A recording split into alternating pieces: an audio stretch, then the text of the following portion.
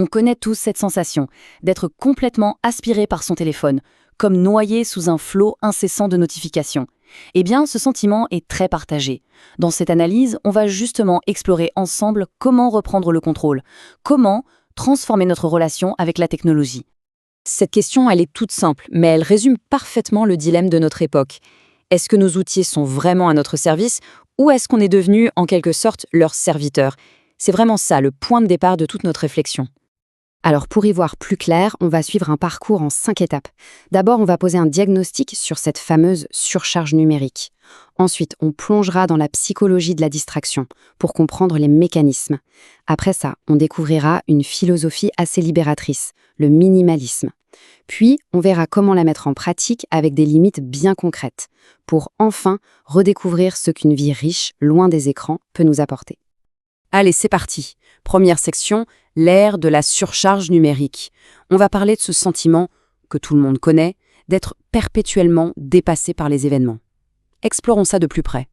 Ce tourbillon de stimuli numériques, ce n'est pas juste une jolie formule. Non, c'est une expérience bien réelle, quotidienne, pour des millions de gens. Et ça a des conséquences, ce n'est pas anodin du tout. Cet état de stimulation permanente mène tout droit à un véritable épuisement, à la fois mental et émotionnel. C'est vraiment là que se trouve la racine du problème. Et cette fatigue, elle n'est pas du tout abstraite. Au contraire, elle a des signes très concrets. Ce qui est assez frappant, c'est de voir à quel point les symptômes sont variés. Ça peut aller de la simple fatigue des yeux ou des maux de tête, jusqu'à des cycles de sommeil complètement perturbés. Ça peut aussi être cette anxiété qui monte, cette irritabilité, ou même ce sentiment d'infériorité quand on se compare aux autres en ligne. Je suis sûre que beaucoup de personnes peuvent se reconnaître dans au moins un de ces points. Ok, donc on a identifié le quoi, le problème. Maintenant, passons au pourquoi. Deuxième section, comment nos appareils captent notre attention. Comment est-ce que ces petits rectangles de verre et de métal arrivent à nous hypnotiser comme ça? La réponse, vous allez voir, est assez fascinante. Alors, le grand coupable, il a un nom. La boucle de rétroaction de la dopamine. Pour faire simple, c'est exactement le même mécanisme qui rend les machines à sous si addictives. Chaque notification, chaque like, chaque petit son, c'est comme si on tirait le levier et qu'on recevait une petite récompense. Et notre cerveau, lui, il adore ça. Il en redemande encore et encore. Regardons ce cycle de plus près, décomposé étape par étape. Tout commence avec le 1, la notification, ce petit bip, cette vibration. 2. Immédiatement, le cerveau libère de la dopamine, notre petite récompense chimique. Ce qui nous amène au 3, la vérification compulsive. On a cette envie irrésistible de regarder. Et enfin, 4, le cerveau enregistre et veut recommencer. Le piège est refermé. C'est un mécanisme qui est vraiment conçu pour tourner en boucle, à l'infini. Et alors, on entend souvent parler du fameux multitâche. En fait, il faut le savoir, c'est un mythe. Notre cerveau, ce n'est pas un ordinateur avec plusieurs processeurs. Il ne sait faire qu'une seule chose complexe à la fois. Donc, quand on a l'impression d'être multitâche, en réalité, notre cerveau passe son temps à sauter frénétiquement d'une activité à l'autre. Et chaque saut, ça a un coût. Ça coûte de l'énergie, ça coûte de la concentration. Résultat, on est moins productif et surtout, on est beaucoup plus fatigué. Bon, maintenant qu'on a bien compris le problème et ses causes, il est temps de parler de la solution. Et c'est notre troisième section, la voie du minimalisme. Et attention, l'idée, ce n'est pas du tout de jeter son smartphone à la poubelle. Non, c'est d'apprendre à s'en servir de manière intentionnelle. Alors, le minimalisme numérique, qu'est-ce que c'est? En théorie, c'est assez simple. C'est une philosophie où l'on choisit consciemment un petit nombre d'outils numériques, ceux qui apportent une vraie valeur à notre vie, et on apprend à ignorer joyeusement tout le reste. C'est un peu l'art de laisser passer l'insignifiant pour se concentrer sur l'essentiel. Le mot-clé ici, c'est pas moins, mais c'est vraiment mieux. Ce tableau, il illustre parfaitement le changement de mentalité. D'un côté, on a la consommation passive, on est réactif, notre espace numérique est encombré, c'est épuisant. Et de l'autre, l'utilisation intentionnelle. On est dans un but précis, c'est épuré, c'est enrichissant. C'est toute la différence entre subir la technologie et la maîtriser. Et les bénéfices? Ils ne sont pas juste théoriques, loin de là. On parle d'une plus grande clarté mentale, d'une meilleure concentration et donc d'une meilleure productivité. De relations humaines plus saines aussi.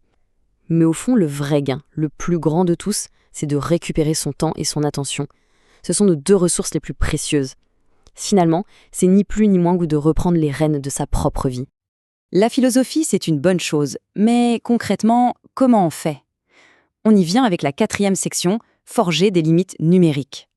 Là, on passe à un plan d'action avec des stratégies pratiques qui ont un fort impact et qu'on peut commencer à mettre en place dès aujourd'hui. Et il faut bien comprendre une chose, fixer des limites, ce n'est pas une restriction. Il faut voir ça non pas comme des murs qui nous enferment, mais plutôt comme la clôture d'un jardin qu'on protège. En mettant en place des limites numériques, on ne se prive de rien. Au contraire, on protège l'espace et le temps nécessaires pour que ce qui compte vraiment puisse grandir et s'épanouir. Une stratégie toute simple, mais incroyablement puissante, c'est de créer des zones sans écran. Par exemple, la table du dîner, pour pouvoir vraiment échanger. La chambre à coucher, c'est essentiel pour un sommeil réparateur. Pendant les sorties en famille, pour être pleinement présent. Et une qui est peut-être cruciale, la première heure du matin. Pour commencer la journée avec ses propres pensées, pas avec le chaos du monde extérieur. Et pour faire un grand ménage numérique, voici une méthode en 4 étapes. 1. On audite ses applications. On observe honnêtement où passe notre temps. 2. On identifie le but. On se demande pour chaque appli, est-ce que ça m'apporte une vraie valeur? Est-ce que ça sert un de mes objectifs? 3. On supprime l'excès. On enlève sans pitié les applis et les abonnements qui ne servent à rien.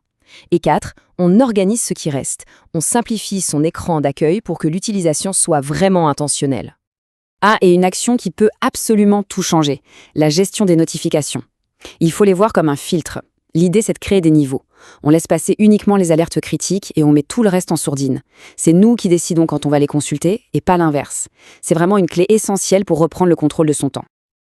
On arrive maintenant à notre dernière étape, et c'est sans doute la plus importante. Section 5, la vie au-delà de l'écran. Parce qu'au final, le but de toute cette démarche, ce n'est pas de mieux gérer ses emails, c'est de mieux vivre sa vie, tout simplement. Et quel est l'antidote à cette frénésie numérique? C'est d'embrasser la lenteur et la simplicité. Il s'agit de redécouvrir la richesse incroyable d'un moment sans interruption, la profondeur d'une conversation sans notification, le plaisir d'une pensée qu'on peut mener jusqu'au bout. C'est apprendre à trouver sa valeur en soi-même et pas dans le nombre de likes qu'on reçoit. Et on va se quitter sur cette question pour réfléchir. Quelle est l'habitude numérique qui ne nous sert plus? Celle qu'on pourrait abandonner dès aujourd'hui pour faire de la place à quelque chose de plus important. Le pouvoir de ce premier pas est immense.